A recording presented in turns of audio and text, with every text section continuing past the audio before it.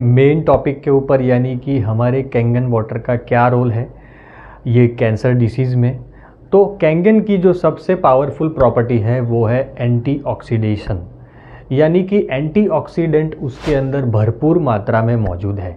अब याद कीजिए, मैंने जो वीडियो की शुरुआत में जो थेरेपी ट्रीटमेंट बताई थी, इम्यूनो बूस्टर थेरेपी, उसे याद करिए। वो ट्रीटमेंट क्या है एक्चुअली? वो हमारे जो हेल्दी सेल हमारे मौजूद है हमारी बॉडी के अंदर, और हमारा जो इम्यूनिटी सिस्टम है उसको पावरफुल इतना कर देती है, उसको बूस्ट कर देती है ये ट्रीटमेंट, जिसकी वजह से वो जो कैंसरस सेल है उसे वो अपने आप ही मार देते हैं।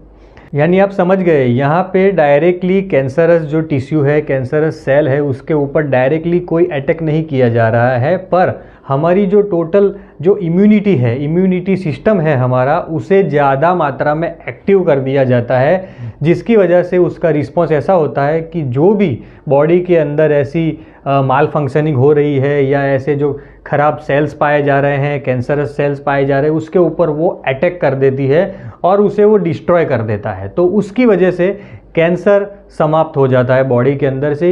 ये ट्रीटमेंट लेटेस्ट ट्रीटमेंट है और काफ़ी कॉस्टली ट्रीटमेंट है।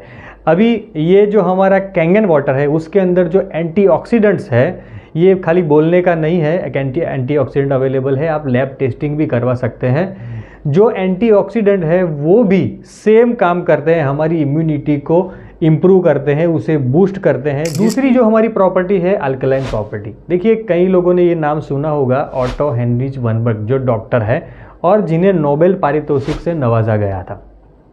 उन्होंने क्या शोध की थी? उन्होंने ये बताया था कि कैंसर के जो सेल है वो एसिडिक नेचर में है और जो हेल्दी सेल है वो अल्कलाइन नेचर में है। जो लोग ये बोलते हैं ना कि अल्कलाइन पानी पीने से क्या फ़ायदा होगा, क्योंकि हमारा बॉडी का जो पीएच है वो तो 7.35 से 7.4 ही रहता है, तो उसके अंदर अल्कलाइन पानी पीने से ज़्यादा कुछ फ़र्क पड़ने वाला नहीं है। तो उनको ये बताइए कि नोबेल पारितोषिक जिन्होंने पाया है वो बता रहे हैं कि कैंसर के सेल एसिडिक है। तो ये एसिडिक सेल कैसे बन गए? कुछ ना कुछ ऐसी गड़बड़ी हुई है जो हमारा बॉडी मैनेज नहीं कर पाया, तभी तो ये सेल एसिडिक हुई है। सर्टेन सर्कमस्टेंसेस होते हैं, उसके अंदर बॉडी के अंदर जो खराबी होती है, बॉडी के अंदर जो प्रॉब्लम शुरू होते हैं, उसका एक कारण यही होता है कि हमारा जो पीएच है वो कहीं ना कहीं गड़बड़ाता है। जैसे कि आपने देखा कि वो डॉक्टर ऑटो हेनरिच ने बताया कि कैंसरस सेल एसिडिक है।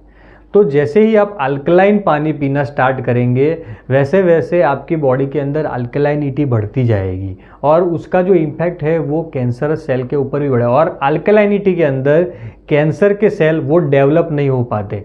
यानी अगर कैंसर किसी को नहीं भी है तो भी अगर वो रेगुलरली अल्कलाइन पानी पी रहा है तो कैंसर होने के चांसेस बहुत ही कम हो जाएंगे। तो हेल्दी इंडिविजुअल को भी ये एज ए प्रिवेंशन आप ले सकते हैं, और जिनको कैंसर है उनको एज ए उसके लिए बेनिफिट आप ले सकते हैं। और तीसरी जो प्रॉपर्टी है वो है हाइड्रेशन, यानी कि माइक्रो क्लस्टर।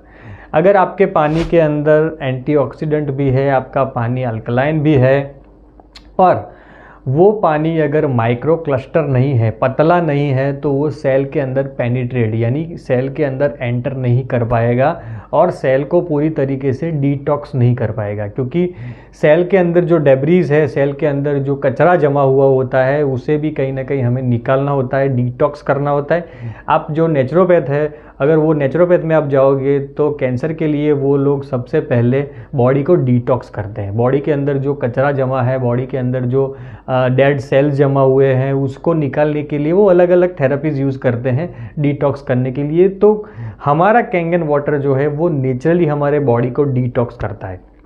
और कई लोगों को ये एक्सपीरियंस भी हुआ होगा कि जब भी वो कैंगन वाटर पीना स्टार्ट करते हैं शुरुआत में, तो उन्हें कहीं ना कहीं लूज मोशन फील होता है, कई लोगों को कॉन्स्टिपेटेड फील होता है, कई लोगों को बार बार यूरिन के लिए जाना पड़ता है। तो ये जो सारी चीज़ें हैं, तो ये हमें बता रही है कि हमारे बॉडी के अंदर से कचरा निकल रहा है, वो प्रोसेस हो रहा है।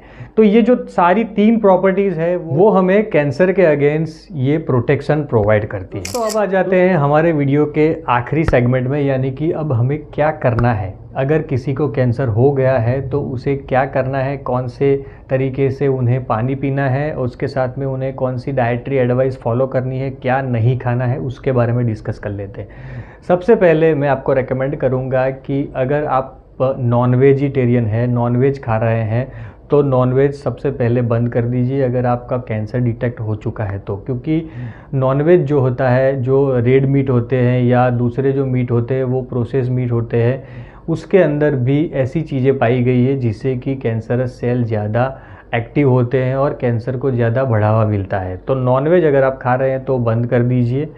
प्रोसेस फूड यानी कि आप जो भी कोई बाहर से खाना, रेडीमेड खाना मिलता है, पैक्ड फूड मिलता है, वो खाना भी आप बंद कर दीजिए। बिल्कुल ही आप उसे हाथ मत लगाइए। अगर आप ज़्यादा तला भुना ज़्यादा खाते हैं तो उसे भी आप बंद कर दीजिए। उसके साथ में जो शुगरी चीज़ें है यानी कि मीठी चीज़ें जिसमें शुगर मौजूद है, शुगर एक सबसे बड़ा रीज़न है आज के समय में कैंसर होने का। क्योंकि कैंसर के जो सेल है वो, उनका जो मेन फूड है वो शुगर है।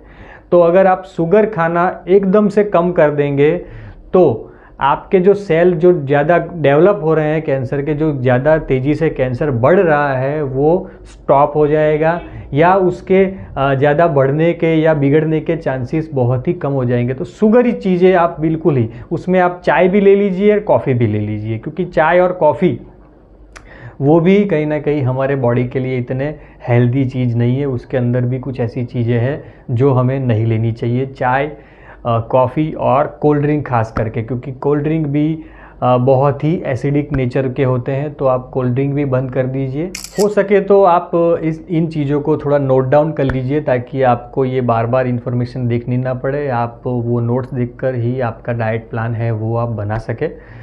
टोबैको और अल्कोहल अगर आप ले रहे हैं तो भी उसे आप बंद कर दीजिए। टोबैको, अल्कोहल एक बड़ा रीज़न है, जैसे कि हम लोगों ने आगे डिस्कस किया। उसके बाद आ जाते हैं मिल्क और मिल्क की प्रोडक्ट। जी हाँ दोस्तों, थोड़ा शॉकिंग लगेगा आपको, पर मिल्क और मिल्क की प्रोडक्ट भी आपको 100% बंद कर देनी है। चीज़ हो, बटर हो, दूध हो, आइसक्रीम हो या ऐसी कोई भी चीज़ जो दूध से बनती है, मिठाई वगैरह कुछ भी हो, वो आप 100% आपको बंद कर देनी है।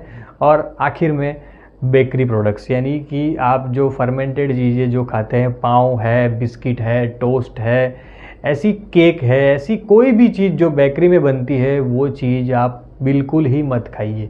देखिए ये जो सारी चीज़ें ना, ये हमारे बॉडी के अंदर इन्फ्लेमेशन बढ़ाती है और ऑक्सीडेशन का जो प्रमाण है वो ज़्यादा फास्ट कर देती है। तो ऐसी चीज़ें हमें नहीं खानी चाहिए अगर हमको कैंसर ऑलरेडी हो चुका है तो। और हेल्दी आदमी भी अगर ये चीज़ें अवॉइड करेगा तो उसे उसकी हेल्थ में और भी सुधार दिखेगा और फ्यूचर में आने वाली जो बड़ी बीमारी है उससे वो बच सकेगा। अभी कैंगन वाटर कैसे पीना है, जैसे कि हमारे टेस्टिमोनियल्स में आपने देखा कि उन लोगों ने 11.5 और 9.5 दो वाटर का इस्तेमाल किया है। देखिए कई लोग बोलते हैं कि 11.5 हमें पानी नहीं पीना चाहिए, पर आपको कैंसर अगर डिटेक्ट हो चुका है, अगर आपकी बॉडी के अंदर ज़्यादा मात्रा में एसिड फैल गया है, एसिडिक बॉडी आपका हो गया है, तो उसे काउंटर करने के लिए और 11.5 जो वाटर है उसके अंदर बहुत ही ज़्यादा मात्रा में एंटीऑक्सीडेंट होते हैं। तो आप इस कंडीशन में, पर्टिकुलरली कैंसर जैसी कंडीशन में 11.5 पानी ले सकते हैं, पी सकते हैं। ये जो चीज़ है वो आपको ज़्यादा बेनिफिट करेगी। आप दिन में 3 से 4 बार लीजिए 11.5। जैसे हम लोग चाय पीते थे तो अभी उसकी जगह पे, चाय की जगह पे उतनी ही क्वांटिटी में आप 11.5 ले लीजिए। सुबह खाली पेट ले लीजिए, शाम के वक्त एक आध बार आप ले लीजिए, दोपहर के वक्त आप एक आध बार ले लीजिए और रात को सोते वक्त आप एक आध बार ले लीजिए। उतनी ही क्वांटिटी में, जितने आप एक कप चाय पीते हैं उतनी ही क्वांटिटी में आप ले लेंगे 11.5, तो उससे भी आपको बेनिफिट मिलेगा। और जिनको कैंसर है उनको मैक्सिमम 9.5 लाइव पानी पीना है, जो hydrogen rich, active hydrogen rich water है वो पीना है, जिससे कि उन्हें जल्दी बेनिफिट मिले। तो ये 2 पानी का उपयोग आपको करना है जिससे आपको बेनिफिट मिलेगा। और उसके साथ में मैं कुछ आपको सप्लीमेंट रेकमेंड करता हूँ, जैसे कि विटामिन डी है, आप विटामिन डी ले सकते हैं सप्लीमेंट्स में, उसकी टैबलेट्स, कैप्सूल वगैरह भी मिलती है। उसके साथ में आप प्री प्रोबायोटिक भी ले सकते हैं। प्री प्रोबायोटिक हमारी इम्यूनिटी को बहुत ही मैजिकल तरीके से बढ़ाते हैं और हमारे दूसरे जो इश्यूज़ होते हैं जैसे डाइजेशन के वगैरह के, उसमें भी हमें बहुत ही बेनिफिट मिलता है। एसिडिटी के पेशेंट को भी बेनिफिट मिलता है, कॉन्स्टिपेशन जिनको होता है उनको भी बेनिफिट मिलता है। तो प्री प्रोबायोटिक एक सप्लीमेंट है जो भी आप ले सकते हैं।